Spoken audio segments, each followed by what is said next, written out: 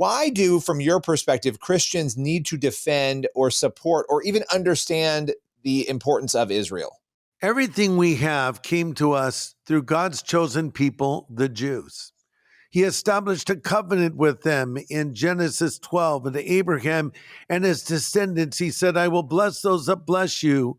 I will curse those that curse you. Sometimes people will say, well, modern day Israel, that doesn't apply to them. Of course it does. Why? It's the Jewish homeland. And why is there a Jewish homeland? It happened on the heels of something called the Holocaust. And I think a lot of young people don't know about that. And that is that horrible event that happened really not that long ago when you take a big look, look at the big picture, where 6 million Jewish men, women, and children were put to death in Nazi concentration camps, extermination camps, as part of Hitler's so-called final solution.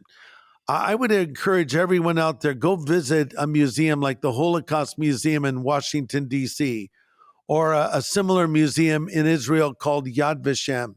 And there you see how it starts with what we might call sort of a subtle anti-Semitism and develops into Jew hatred and then leads to actually harming the Jews. I think we're past subtle anti-Semitism. It seems like people want to blame the Jews and the nation Israel for everything that's going wrong in our world today. And look, the modern state of Israel is not a perfect nation any more than America is. But having said that, they are a Jewish homeland. And I do believe their being in the land is a fulfillment of Bible prophecy. And on May 14th, 1948, it set the prophetic time clock ticking. And, back when I came to Christ in 1970, there was a lot of talk and a lot of teaching about Jesus coming, about the rapture, about the importance of the nation Israel. And things have shifted to some degree in many churches today. Some of it is what we call replacement theology that has found its way into the church that effectively says that God is done with the Jews and all the promises of them are transferred over to the church. The fact is, God is not done with the Jews. Read Romans 9-11. He has a plan for them in the future. But we, as Gentiles, non-Jews, have been grafted into the promises of God that were given to Abraham, Isaac, and Jacob. The Bible's a Jewish book.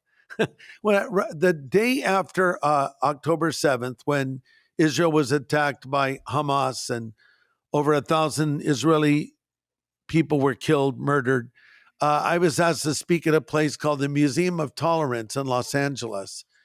And I spoke to almost a completely Jewish audience. I may have been the only Christian speaker there. And I told them my story of how I came to Jesus and how it came through the Bible. And I just told them of my appreciation for them, the Jews. But then I also, shared how Christ had changed my life. So, we love them. We appreciate them. We want to see them come to Christ. But we also realize that God established a covenant with them. And thank God he doesn't break his promises. So, yes, there is a rise of anti-Semitism in our nation right now. And I believe it's evil. And I believe we as Christians should speak up for our Jewish friends.